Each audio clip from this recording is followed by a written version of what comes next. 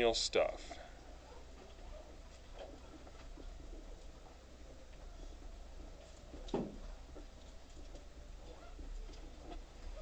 Unfortunately, this is the stuff you have to memorize, not just how do I do it in the calculator. The mean of a binomial random variable.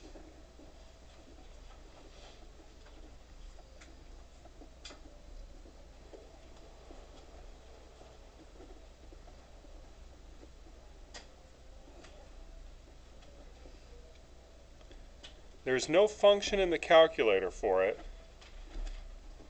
So this is another expected. Oops. There's no function in the calculator for it. It is one you need to memorize. It is mu sub x equals, it is the easiest mean that you can come up with. It's NP, where N is the number of trials,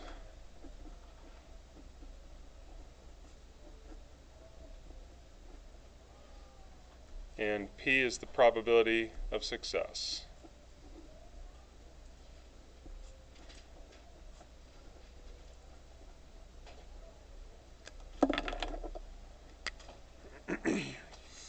There is one of your next quiz questions, and that'll probably be on Tuesday.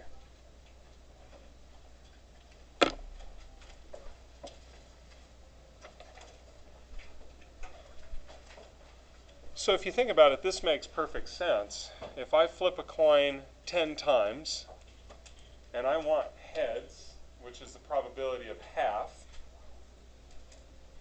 then I would take the 10 and I would multiply it times the probability to say what the average of what I expect, right? We've actually done this, we just haven't called it this yet.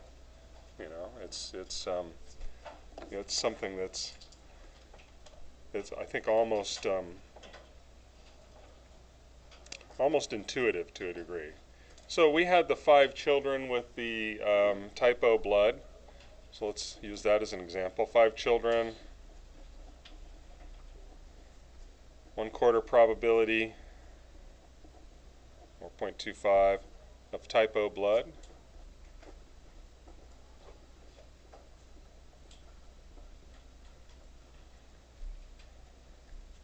For each child. So the mu sub x in this case would be the 5 times the 0.25, which works out to be 1.25 children. I love when numbers work out like that. We expect 1.25 children to be to have type O blood. Now, we're going to talk about a problem with this here in a little bit.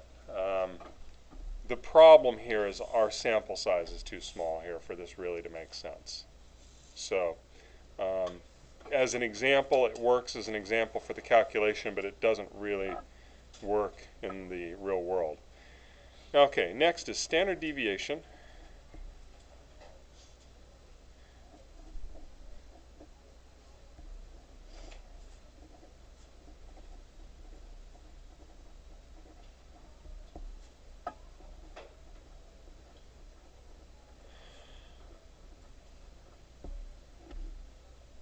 Again, of a binomial random variable. The standard deviation formulas that we really haven't done, but I've sort of shown you, and maybe we've written one or two down, pretty lengthy. This one's pretty simple. Probably the easiest standard deviation calculation in the whole class. Again, not anything you'll find in the calculator. Just it doesn't do it. And it's n square root of np times 1 minus p. And again, this is one you will want to memorize.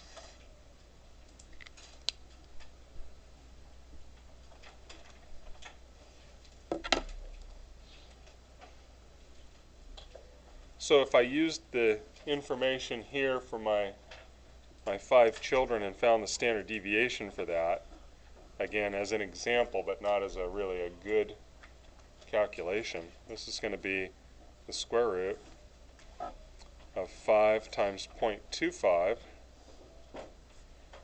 times 1 minus 0.25, or 0.75. And if I can believe my notes, that kicks out about 0.97 for a standard deviation.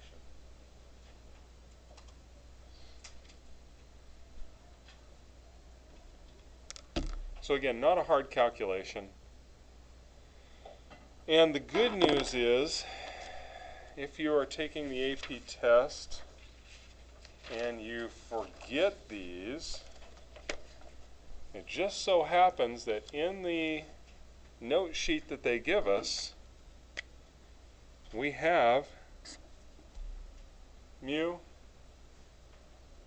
sigma, and remember this thing? That's your formula for the binom PDF. Yeah. Okay. However, unless you've used it recently, and it might be a tough one to kind of put together. Okay. Especially that n over k thing. All right. Now, when using the binomial setting,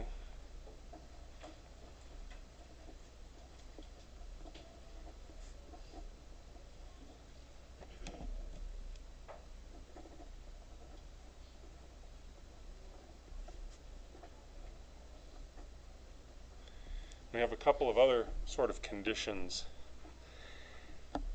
The book has changed the way they express this, so I'm going to show it 2 ways. I'm going to show it the way that makes most sense to me, and then I'm going to show it the way the book shows it. In fact, give me a second here to turn to that spot.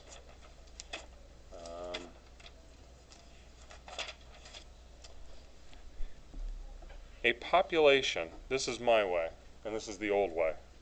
Population has to be larger than 10 times the sample size. Population is larger than 10 times the sample size. So you can't sample half the population. That's too large of a sample. It's kind of hard to explain why that's a problem, and I'm not sure that I fully understand it, but I think the idea for a sample being too large is that by the time you're done sampling half the population, you probably have enough information that you could actually make predictions without really doing anything at that point. You'd know everything you'd need to know. So I think the point of the sample can't be too large, which seems strange. The book gives it as this. It calls it the 10% condition. It says little n has to be less than 0.10 of the big N. So really they're saying the same thing. This makes more sense to me, for what it's worth. It doesn't have a decimal.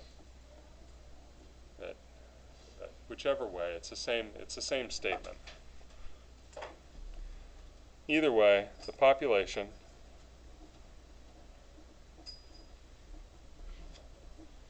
must be at least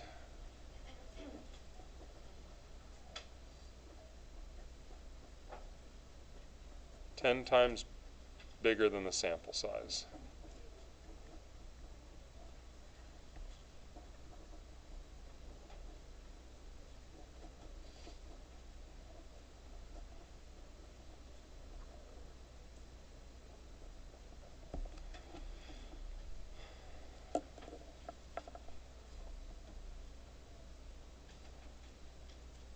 Sometimes we have to assume that.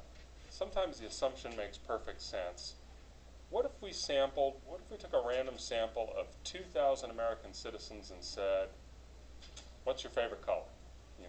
That would not be a binomial question, but would it be reasonable to say that there are at least 20,000 U.S. American citizens or more? So you don't have to like come up with the exact number of American citizens.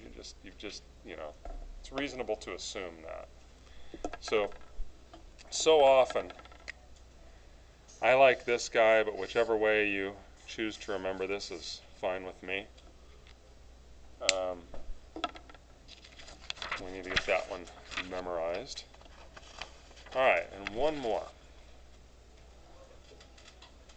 You want us to memorize both of them? You can memorize whichever one you think is more logical to you. Yeah, no, you don't need to memorize both. Just one is fine. Yeah, good question. All right, everybody with me? Swap pages. Okay. All right, the large counts condition.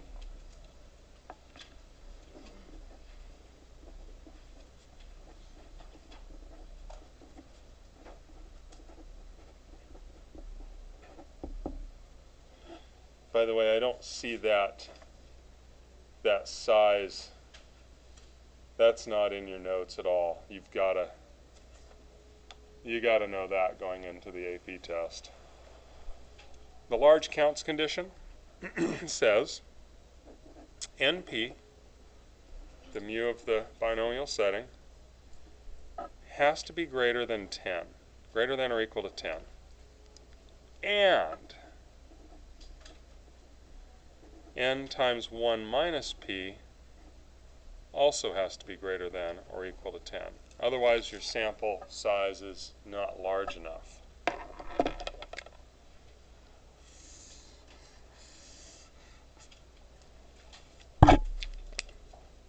So your sample can't be more than 10% of the population.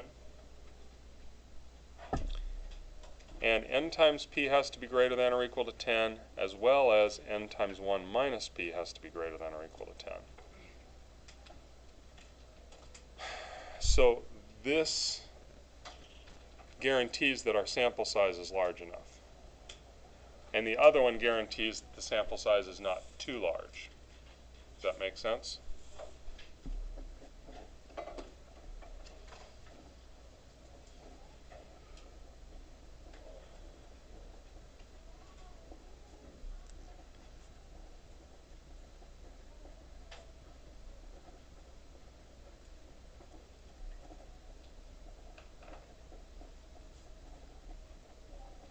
So let's say I had a sample of 200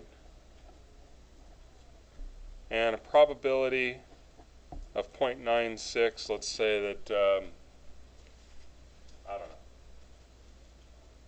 make it positive. People are non-smokers, okay? That'd be awesome. It'd be better if it was 100%. So let's see if this meets our sample size. If I take 200 and I multiply it times 0.96, that is greater than or equal to 10, right? It's like 192.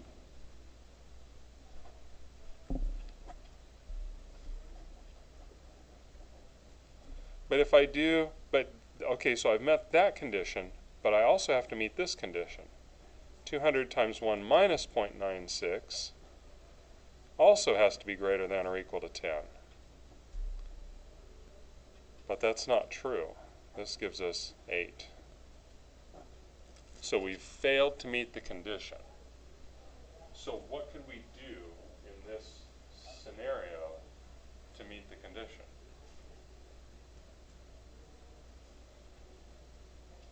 We could increase our sample size. I think if we added another 50 or 100 people or something like that, then we would probably get this up to snuff, right? I think it's actually 40. If you added another 40 people, you'd have at least 10, if I'm not mistaken. So,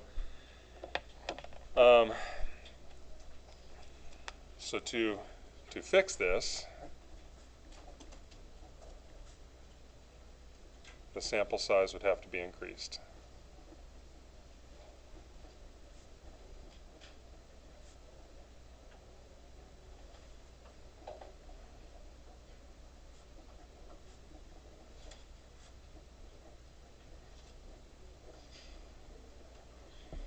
And essentially what we're saying here is, since we haven't met this condition, we can't calculate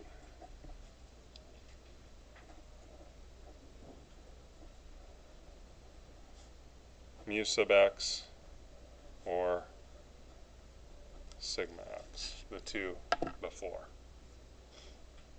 So you can't be more than 10% of the population, or the population has to be 10 times larger than the sample size. And our sample still has to be of reasonable size. These are our calculations to be able to do this.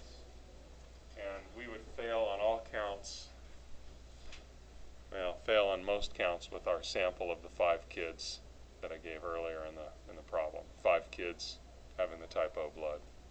Okay. So I can do the calculation, the binomial calculation. I just couldn't say what the average was or the standard deviation was under that, with that example.